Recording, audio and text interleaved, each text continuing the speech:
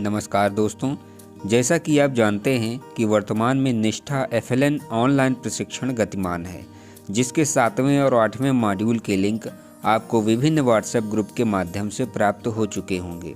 यह दोनों प्रशिक्षण आपको 31 जनवरी तक पूर्ण करना है। तो आइए मॉड्यूल 7 प्राथमिक कक्षाओं में बहुभाषी शिक्षण की आकलन प्रश्नोत्तरी हल करते हैं।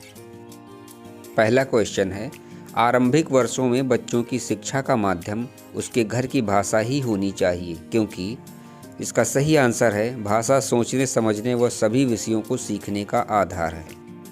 बहुभाषिकता का अर्थ है, इसका सही आंसर है किसी व्यक्ति या दो से अधिक भाषाओं का प्रयोग करना। इनमें से कौन सा कथन बहुभाषी शिक्षण के संदर्भ में सही है? इसका सही आंसर है बच्चों की भाषा को दूसरी भाषा सिखाने के लिए स्कैफोल्ड के रूप में प्रयोग किया जाता है। बहुभाषी शिक्षण के संदर्भ में निम्न में से गलत वाक्य चुनें। इसका सही आंसर है अलग अलग भाषाओं को कक्षा में जगह देने से बच्चों के सीखने पर नकारात्मक प्रभाव पड़ता है। लिंक भाषा का प्रयोग किस परिस्थिति में किया जाता है? सही आंसर है जब विभिन्न भाषा संबंधी समुदाय के लोग एक साथ रहते हों। इनमें से कौन सा वाक्य राष्ट्रीय शिक्षा नीति 2020 के अनुसार नहीं है? इसका सही आंसर है मातृभाषा में शिक्षण से बच्चे अन्य भाषाएं नहीं सीख पाते, क्योंकि उनके लिए समय नहीं बचता है। बहुभाषी शिक्षण पद्धति की विशेषता नहीं है। इसका सही आंसर है कक्षा में किसी एक भाषा का प्रभुत्व होना। राष्ट्रीय शिक्षा नीति 2020 मातृभाषा के प्रयोग के बारे में क्या कहती है? इसका सही आंसर है छोटे बच्चे अपनी मातृभाषा के माध्यम से बेहतर रूप से सीखते हैं। प्रथम भाषा L1 से तात्पर्य है। इसका सही आंसर है बच्चे की समझ की भाषा। ज्ञान के सृजन के लिए किस भाषा का पूल आवश्यक है? इसके 4 ऑप्शन हैं: अपरिचित भाषा, मानक भाषा, राष्ट्रभाषा और परिचित भाषा। इसका सही आंसर है परिचित भाषा। भाषा शिक्षण से जुड़ी भ्रांति चुनिए। इसका सही आंसर है जितनी छोटी उम्र में बच्चों को अपरिचित भाषा में पाठ्य पुस्तकें पढ़ने के लिए देंगे, बच्चे वह भाषा उतनी जल्दी सीखेंगे। आरंभिक वर्षों में L2 के विकास के संदर्भ में निम्न में से कौन सी रणनीति लाभदायक होगी? इसका सही आंसर है L2 सिखाने के लिए वर्णमाला को याद कराना और पाठ्य पुस्तक के अभ्यास कराना। भाषा जो औपचारिक तौर पर पाठ्यपुस्तकों, शिक्षण सामग्री और शिक्षण प्रक्रिया में इस्तेमाल की जाती है, वह भाषा कहलाती है घर की भाषा। कक्षा में दूसरी भाषा सिखाने की आधारभूत शर्त नहीं है। इसका सही आंसर है शुरुआत से ही L2 की शब्दावली लिखना। राष्ट्रीय शिक्षा नीति 2020 में बहुभाषी शिक्षण के संदर्भ में उल्लेख किया गया है। इसका सही आंसर है जहाँ तक संभव हो कक्षा 5वीं तक शिक्षण का माध्यम बच्चों की समझ की भाषा ही हो। भाषा के कारण क्षति उठाने वाले बच्चों में कौन शामिल नहीं है? इसका सही आंसर है ऐसे बच्चे जो अंतर्राज्यीय सीमा क्षेत्रों पर रहने के कारण किसी अन्य भाषा में पढ़ते हैं। प्राथमिक स्कूलों में लगभग 25% बच्चों को आरंभिक वर्षों में गंभीर चुनौतियों का सामना करना पड़ता है। इसका सही आंसर है घर की और स्कूल की भाषा में अंतर होना।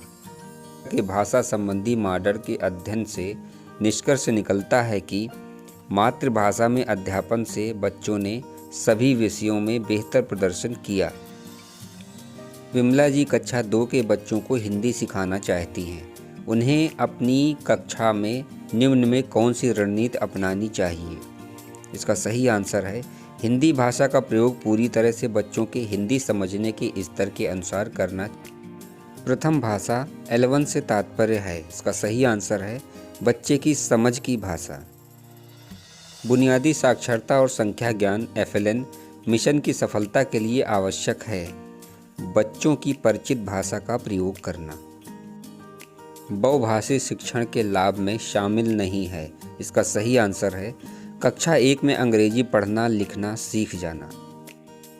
इनमें से सही कथन है। सही आंसर भाषाएं परस्पर एक दूसरे से मिले जुले रूप में ही विकसित होती हैं। इनमें से मिश्रित भाषा का उदाहरण नहीं है। शिक्षक L2 में बोलते हैं और बच्चे L2 में जवाब देते हैं। इस कोर्स में हमने यह सीखा कि जिस क्षेत्रों में बच्चों की भाषा को शिक्षण का माध्यम नहीं बनाया जा सकता, वहाँ बच्चों की भाषा का कार्य नैतिक तौर पर मौखिक प्रयोग करना चाहिए। भाषा के कारण क्षति उठाने वाले बच्चों में कौन शामिल नहीं है? सही आंसर है अंग्रेजी माध्यम में पढ़ने वाले बच्चे जिनके घर में अंग्रेजी भाषा का माहौल है। कोर्स में वारली पेंटर की कहानी देने का उद्देश्य क्या है? इसका सही आंसर आवश्यकता अनुसार एक से अधिक भाषाओं के उपयोग के बारे में बताना। अल्पसंख्यक वर्गों के बालकों को शिक्षा के प्राथमिक स्तर पर मातृभाषा में शिक्षा की पर्याप्त सुविधाओं की व्यवस्था करने का प्रयास करेगा। यह कथन भारत का संविधान से लिया गया है। रोज़मर्रा के जीवन में हम में से अधिकतर लोग कैसी भाषा का प्रयोग करते हैं? सही आंसर है मिली जुली भाषा। आरंभिक वर्षों में बच्चों की शिक्षा का माध्यम उनके घर की भाषा ही होनी चाहिए, क्योंकि भाषा सोचने समझने व सभी विषयों को सीखने का आधार है। गलत कथन चुनें। इसका सही आंसर है मातृभाषा में अध्यापन से बच्चों को अन्य सभी विषयों को सीखने में कठिनाई होती है। असम में चाय के बगीचों में काम करने वाले आदिवासी समूहों के बीच की भाषा को कह सकते हैं लिंक भाषा। शिक्षण कार्य में L1 का प्रयोग करने से बच्चों को सभी विषय समझने में मदद मिलती है। भाषा अंतर्निहित निपुणता का सिद्धांत किसके द्वारा दिया गया था? सही आंसर है जिम कमिंस द्वारा। सीखने की प्रक्रिया में ज्ञात से अज्ञात या परिचित से अपरिचित की ओर ही बढ़ना चाहिए। यह बात आई है NCF 2005 में। निम्न में से कौन सा बच्चा सबसे अधिक मुश्किलों का सामना करेगा? रमेश, जिसके घर और समुदाय में सब भोजपुरी बोलते हैं और कक्षा में अंग्रेजी भाषा का प्रयोग होता है। भारत में हुई 2011 की जनगणना से यह बात उभर कर सामने आई है कि अधिकतर लोग एक से अधिक भाषाएं बोलते हैं। नेक्स्ट क्वेश्चन है, कमला राजस्थान के कोटा जिले में रहती है।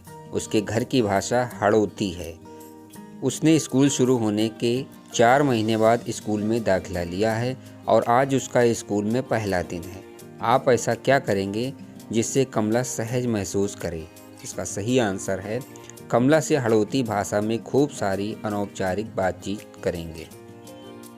भारत की जनगणना 2011 के अनुसार भारत में कुल कितनी मातृभाषाएं बोली जाती हैं?